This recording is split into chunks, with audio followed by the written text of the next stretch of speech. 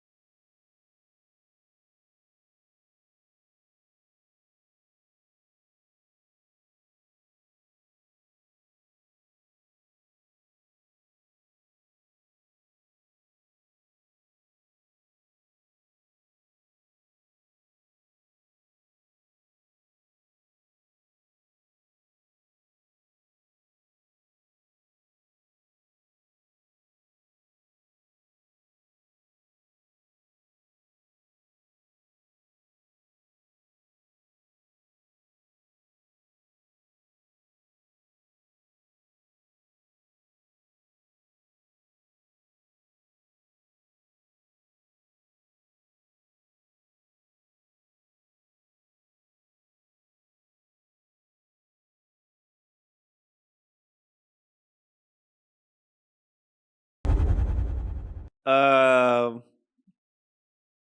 bless you, Apostle Johnson Suleman. Bless you. Mm.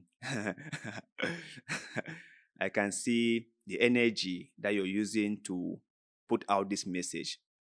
Yeah, it's a very important message, and people need to know that from dust we came, and to dust we shall all return. It is but a road that all men must travel. No one can avoid it. No one. It's just a matter of time, right? And he mentioned about Jeep, Prado, this, that, this. I wonder who the message was for. I wonder. Because he has about 3 private jets, right? If people who are buying those things will render an account for buying it, what about him? What about him? Would he also render an account for buying 3 private jets? And what does he need those jets for? What does he need them for? You know? Because I believe that one jet should have been enough. If he needed a private jet, one should have been enough. Having 2 and 3, I don't see the point. But anyway, maybe he has a point for acquiring all those private jets. Maybe. What about all the lies he's been telling? Will he also render an account for that? He has just been stretching the stories just too far. Miracle money this, miracle money that. Signs and wonders here, this and that. Suing people, convocating people who criticize him. He's been doing all those things. So will he also render an account for that? You know, my mom will always say, right, when you use one finger to point at people, remember 3 of those same fingers are pointing at you. Okay? When you point at someone with one finger, always remember that 3 of those fingers are pointing at you. So, when he is out there telling people how all the material things they are gathering is just vanity upon vanity, and that on the last day, all those things wouldn't matter. I hope he is also telling that to himself, right? It's not like I am saying to you people, but not to myself. I hope that same message applies to him. Because he has also been collecting a lot of vanity, right? A lot of material things. He drives around in a convoy. Okay? He lives in a big mansion with air condition. He has private jet. So I hope the message he is talking about or he is sending out there also applies to himself. When that last day comes, he also will put into a coffin and then sealed and then put into the ground, and termites will eat him. I hope he understands that. I hope he understands that. It's not like the message is for other people, not for himself. I hope it's not like that. Because some men of God always do what we call double standard. That these are for those people, not for us. They should do what we say, not what we do. We are of a different level than them. And so we can tell them what they have to do. But we do not necessarily have to follow it. Isn't it? Isn't it?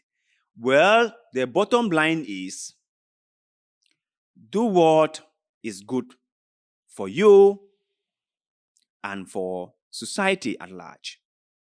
Help people if you can't. But if you cannot, please don't harm them. If you can help people who are struggling, by all means, do it. Do it. But if you are not in a position to help others, please don't harm them. Let them be. If deep down in your heart you did not help other people because you were unable to help them, no problem. No problem. And even if you were in a position to help, but choose not to help, well, still there is no problem. It is not a good thing, but there is no problem. Because remember, no one needs to be forced to help other people.